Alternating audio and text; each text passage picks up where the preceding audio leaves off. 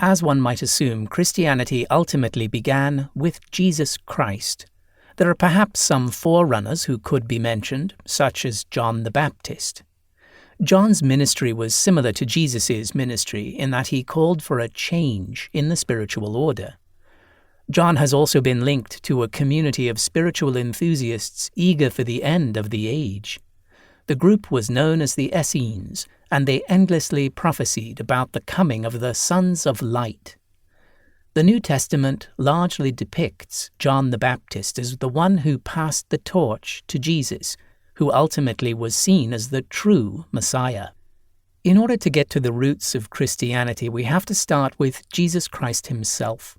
Since Christianity is such a well-known religion, most are familiar with the story. Jesus is said to have been the product of an immaculate conception and was birthed in a stable in Bethlehem. Historians are hesitant to believe much of the biblical narrative. There are even those who are skeptical that Jesus ever existed in the first place. But since there are many sources outside of Christianity that talk about the existence of Christ, such an argument is pretty hard to make. Jesus is mentioned, at least in passing, by Roman historians. These Roman historians had no interest in becoming Christians and presented themselves as impartial observers. Although these few references are fleeting and lacking in great detail, they are important since they clearly demonstrate that Christ was known beyond the immediate Christian fold. However, as it pertains to Christ's life, the only detailed work that remains is the Gospels. And when it comes to the Gospels, many consider the Gospel of Mark to be both the oldest, meaning it was written closest to the time of Christ's ministry on earth, and the most accurate. There is some mention of a so-called hypothetical Q source, a missing piece of contemporary text that the writers of the Gospels used, but it has never been found. The Gospel of Mark is probably the most accurate depiction of Jesus that the world currently has, as the other canonical Gospels were largely built off of Mark. It must be noted that the Gospel of Mark does not have much of the backstory of Christ, which is provided by the other Gospels. Instead, Mark focuses primarily on Christ's ministry, his death on the cross, and his resurrection.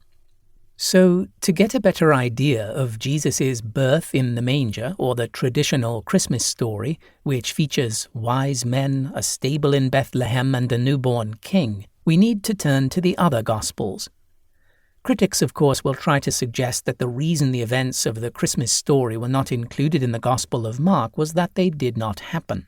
However, such critics would have to contend with the fact that a prominent historian and contemporary of Jesus, a Jewish Roman chronicler by the name of Josephus, compiled 2 whole scrolls of the life of Herod the Great, and within these scrolls he listed an endless stream of atrocities committed by this most dastardly of dictators. Herod was indeed great as he rebuilt the Jewish temple and engaged in other massive building projects across the land, but according to Josephus, he had a dark side. Although Josephus does not mention the slaughter of the innocents, he paints a picture of a man who would not hesitate to do such a thing. Josephus even chronicles an incident in which Herod, in one of his notorious outbursts, allegedly tried to lure a large group of prominent citizens from Israel into a stadium so he could slaughter them all. Even Roman Emperor Augustus, who was Herod's boss, spoke of Herod's callous disregard for life.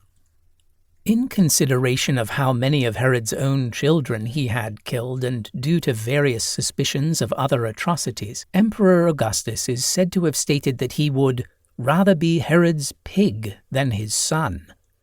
In Greek, the words were more humorous since they rhymed, with Augustus saying that he would rather be Herod's koiros than his huios.